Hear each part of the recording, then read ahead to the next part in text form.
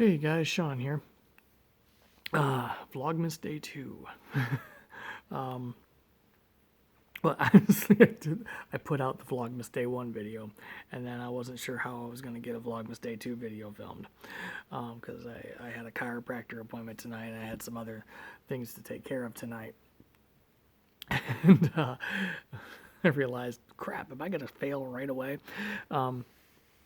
Sorry, my voice is a little low. It's 11 o'clock. I shut doors so my wife wouldn't be able to hear me too much and bother her too much. She went to bed. She's got to get up earlier for work tomorrow. But I'm still going to try to keep my voice down a bit. And the cat, I'm filming out in the living room where the cats have free reign. And this will be the first time I've recorded out in the living room since we got the new cats last year. So that may be interesting. In fact, there's one right there. There's Oliver.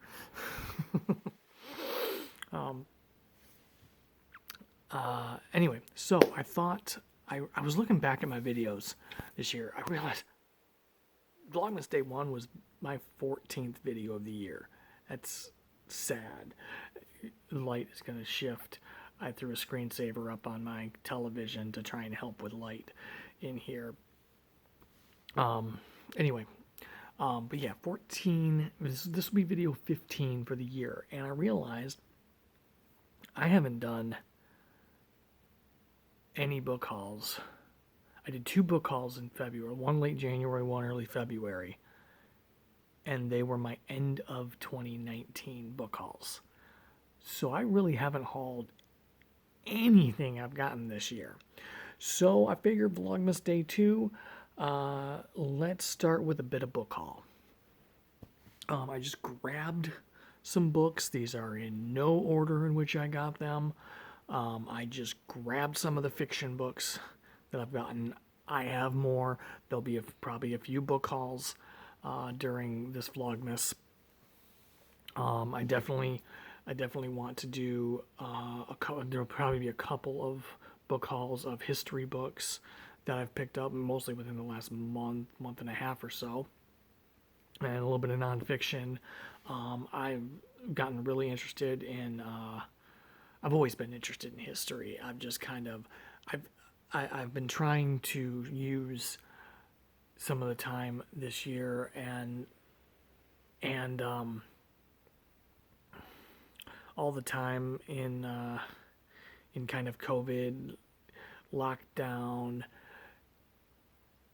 You know, we're not under stay home, stay safe anymore. I mean, I live in Michigan, where the Michigan Supreme Court struck down our governor's orders for that, and so she has to jump through hoops to try and protect us now. But not to not to get on that at all. But I've been mostly kind of doing, we've also just kind of been doing our own lockdown and just trying to stay home as much as possible and stay away from people as much as possible to stay safe. I mentioned in my last FlossTube video that my father is a transplant patient. He's 30 years on a kidney transplant, so he's been on immune suppressant drugs for 30 years. So if I accidentally were to pass something to him, it would be bad. So I try to stay as contained as we can. When we were in the down period of COVID, we were going and seeing our nieces every couple of weeks, and we're gonna try to see them in a week or two here. But yeah, for the most part, we've been staying in the house. So I've been trying to get back, and with the anxiety of the election and COVID and everything, I've been trying to get back in touch with the things that I've always found joy in, and things that I enjoyed that maybe I've forgotten about or have let go to the wayside. And history is one of those things. And I've even gotten picked up kind of a fascination with Russian history. So I may even do all of that was to get to here, that I may even do a Russian book specific history book haul. Because I got a stack of those, and that could be its own haul. So yeah, there's gonna be some book hauls. Going to try and catch you up as much as possible with what I've gotten in this year. I haven't read much of it because I haven't been reading this year. I looked. I think I've read 21 books this year, and more than half of that was BookTube prize books. So I haven't like I said, I haven't been doing a lot of reading, but I think I'm getting back in the swing of things. Anxiety's down. We're through, anyway, let's get to some books. So this is, like I said, this is in no particular order. This is not in any order that I got them. I'll try to explain what I can. I'll read where I feel necessary. But I just want to show you some books. The first one I showed in my video, my day one video, is one of my most recent acquisitions, because it was my book of the month for November, and it was Memorial by Brian Washington. And I am 120 pages into this. I might pick this up a little bit tonight after I film this before I go into the bedroom, because I've been trying to read physical out here. This is a mess of a book haul. It's been a long time since I've done this. I've been trying to read more physical when I'm out in the living room, and save like Kindle reading and stuff for when I go in the bedroom a little bit, because these guys don't settle down if I have a reading light on in there in the bedroom, so I have to use the backlight of my Kindle to read in bed. It's ridiculous. I have to lay down like I'm going to sleep and read on my Kindle Paperwhite, and try and kind of trick them into thinking that it's bedtime for me when really I'm reading. But that's going to be a little bit harder right now, because one of the main books I'm reading, Rage of Dragons, is on my Kindle, and so I'll be reading Kindle more than just in bed. But I've been trying to read as much as is possible, and depending on what I'm reading, try and read physical books when I'm out reading in the living room and stuff. But anyway, Memorial is the story of two men. Mike, who is a Japanese American chef, and Benson, who is a black man. They are in a relationship, have been in a relationship for a couple of years, and it seems like it's kind of possibly on its last legs. They're not sure where the relationship's going to go, and Mike has to go to Japan because he discovers learns his estranged father has cancer, and he wants to go and reconcile and be with him. But on the same day he tells Benson that he is leaving for Japan, he also tells him that his mom is coming in from Japan, and he's not going to be there to be with her. So Benson has to live now with Mike's mom, with Mike in Japan, and he doesn't really know Mike's mom that well. So I just got through, it's written in 3 sections. First section is from Benson's perspective, and then the second section, which I just got into, is Mike's perspective and Mike's time in Japan. So, and I think the third section will bring everything together when Mike comes back from Japan. So, I read 117 pages of this in one day. I was really enjoying it. Brian Washington's a really good writer, and had heard such good things about Brian Washington's writing, and from his other book, which this is his debut novel, but he also has a short story collection, Lot. And so Book of the Month has a available add-on, so I just grabbed both of Brian Washington's books, and this is like I said, a short story collection. I don't read a lot of short story collections. They tend to be weird reading experiences. I did read an excellent short story collection this year. It's for the last book I think I finished, and that was I want to say The Secret Lives of Church Ladies. Deepsha Pilia. I'm gonna grab my computer because I want to get that author's name right, because it was absolutely fantastic. It was shortlisted for the National Book Award. Yeah, The Secret Lives of Church Ladies by Deepsha Pilia. It was shortlisted for the National Book Award. I think it is the only that actually created some nice light. It is the only book that was shortlisted for the National Book Award that I finished. That may not be right. A Burning was longlisted, and I did read A Burning. I don't remember if it was shortlisted. I'm not going to look right now. Anyway, and Secret Lives of Church Ladies was absolutely fantastic. I enjoyed every single story in it, and that seems to be the problem I find with short story collections, is that you get some really great stories, and then you get some that are just okay, and then some that are meh, or not even that great.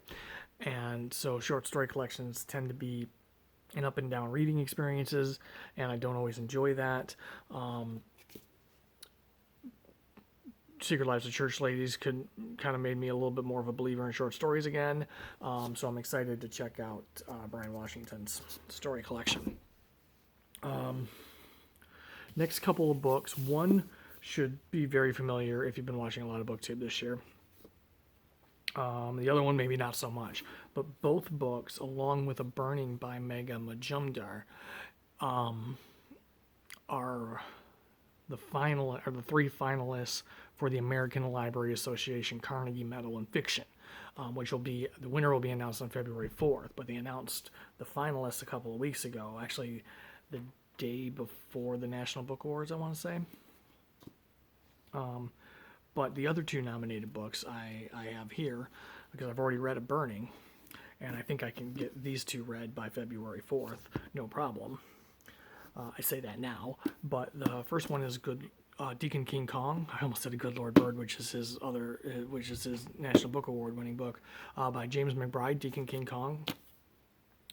This has gotten talked about a lot. I don't know a ton more about it than it's about a man who shoots a drug dealer in the face. The drug dealer lives, but it's about the aftermath of that in the projects where it happened. I think. I'm not 100% certain. But that's some of the things I've heard about it. But I've heard James McBride as a great author. I've heard great things about A Good Lord Bird. I actually have read a little bit of this. This is one of the books I was reading like a first chapter kind of thing off, and I actually think I read 2 or 3 chapters of this when I was doing it. And then I hit Memorial, and that project just stopped, and I just kept reading Memorial. But this definitely, once I finish Memorial, I'm going to go right back into this one or another one, I think. But probably this one or the other one, or both. I don't know. I'm trying to read less books at a time. But the other one that is a finalist for the ALA Carnegie Medal is Homeland Elegies by Ayad Akhtar. Akhtar. And I really know nothing about this book other than it was nominated as finalist for that, and I've only just recently started seeing it pop up on some things. So let's just check it out. A deeply personal work about identity and belonging in a nation coming apart at the seams. Homeland Elegies blends fact and fiction to tell an epic story of longing and dispossession in the world that 9/11 made. Part family drama, part social essay, part picturesque novel. At its heart, it's a story of a father, a son, and the country they both call home. Ayat Akhtar forges a new narrative voice to capture a country in which debt has ruined countless lives and the gods of finance rule, where immigrants live in fear and where the nation's unhealed wounds wreak havoc around the world. Akhtar attempts to make sense of it all through the lens of a story about one family from a heartland town in America to a palatial suites in Central Europe to guerrilla lookouts in the mountains of Afghanistan, and spares no one, least of all himself, in the process. It doesn't give much detail about the plot, but I've seen some good critical stuff on this recently. So, yeah, I read these two, and then I will have read all three books nominated for the Carnegie Medal in fiction this year, which is a prize I just learned about not too long ago. And it's announced February 4th, and for the first time I could have read the shortlist, or the finalists, of a prize I'm following. That'd be something, wouldn't it? Which leads me to another. I'm going to do. I just realized that the Reading Women Prize for fiction shortlist was announced on November 20th, and I was just looking at it. I might do a video on that. I'm not sure, but anyway. Next one I picked up from Book of the Month was Luster. Raven Leilani. This has been getting a lot of good buzz. I know it is about a woman who is in a relationship with a man who is in an open marriage, and she ends up living with the husband and wife, and then ends up forming a bond with the wife, and what's all involved in that. Russell and Income Paper blog, same with Memorial, raved about this book. This little stack here is my try a chapter stack I was doing. And so I read the first chapter. I was enjoying it. Definitely one I'd like to get to.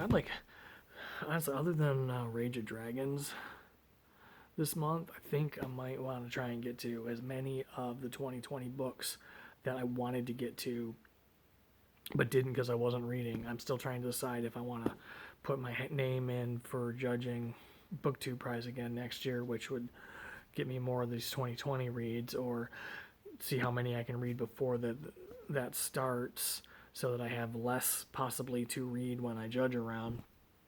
Because next year I'd like to stay, and I'll probably do a goals video too. I'd like to stay more on top of new releases. Especially as award season comes, because I like to follow awards and stuff too.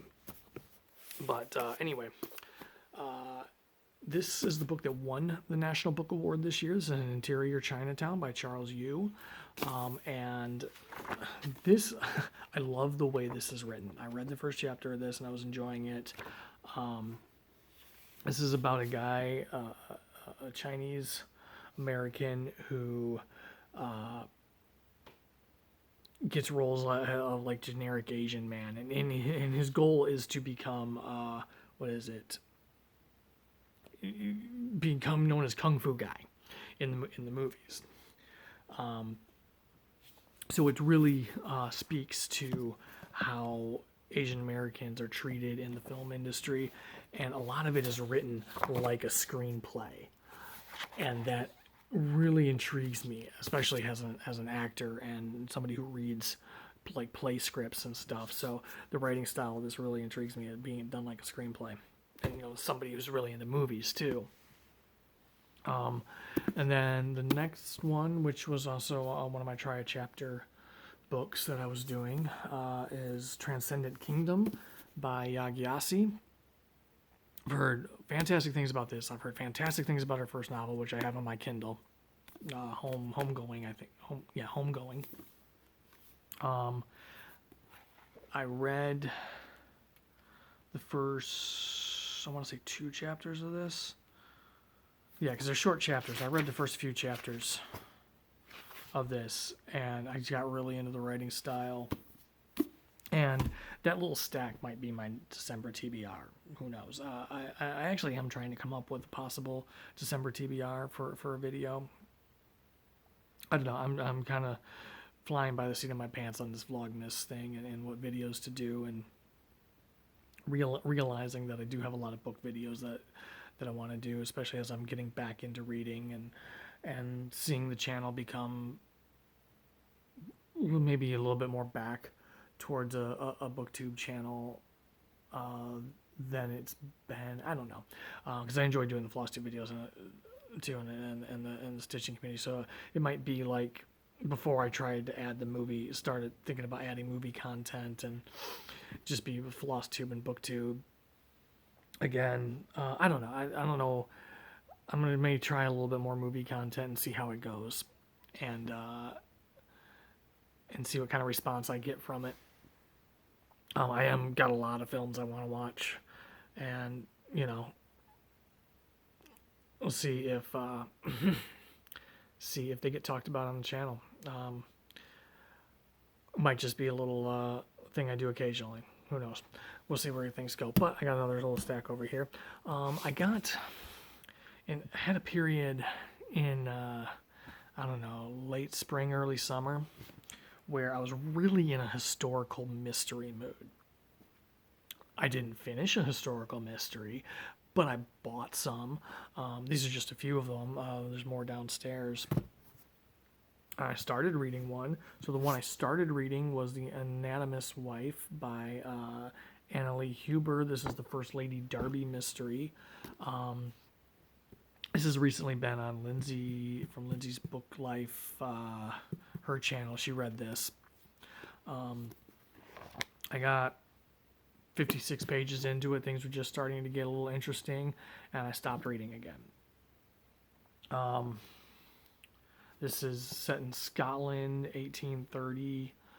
Following the death of her husband, Lady Kira Darby has taken refuge at her sister's estate, finding solace in her passion for painting. But when her hosts throw a house party for the cream of London society, Kira is unable to hide from the ire of those who believe her to be as unnatural as her husband, an anatomist who used her artistic talents to suit his own macabre purposes. Kira wants to put her past aside, but when one of the house guests is murdered, her brother-in-law asks her to utilize her knowledge of human anatomy to aid in the insufferable Sebastian Gage, a fellow guest with some experience as an inquiry agent. And, of course, first book of all these types of series, she's a suspect, and, it follows kind of that formula, and I was enjoying it. I just stopped reading. This one I'm really interested in. This is Poppy Redfern and the Midnight Murders, the first Poppy Redfern mystery. I don't know if the second one has come out yet. I think the second one's supposed to come out this year. But this is set, I know a lot of people get tired of World War II historical fiction, but this is set in 1942, where the war has been going on for 3 years. And, of course, somebody turns up dead. 2 women were dating an American serviceman, are found strangled. Poppy quickly realizes that her little town has been divided by murder. Villagers' mistrust and suspicion of their new American partners in war threaten to tear Little Buffington apart. Poppy decides to start her own investigation with the help of a charismatic American pilot, and she soon unearths some chilling secrets and long-held grudges. So it sounds pretty formulaic, but I like that stuff. This is Singapore Sapphire by A.M. Stewart. Singapore, 1910. Desperate for a fresh start, Harriet Gordon finds herself living with her brother in Singapore at the height of colonial rule. Hoping to gain some financial independence, she advertises her services as a personal secretary. It is unfortunate that she should discover her first client, Sir Oswald Newbold, explorer, mind magnet, and president of the Exclusive Explorers and Geographers Club, dead with a knife in his throat.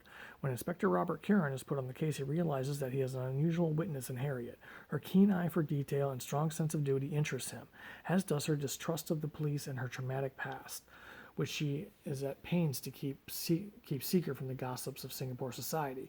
When another body is dragged from the canal, Harriet feels compelled to help with the case. She and Curran are soon drawn into a murderous web of treachery and deceit and find themselves face to face with a ruthless cabal that has no qualms about killing again to protect its secrets. This one sounded a little different than I'm used to historical mysteries being.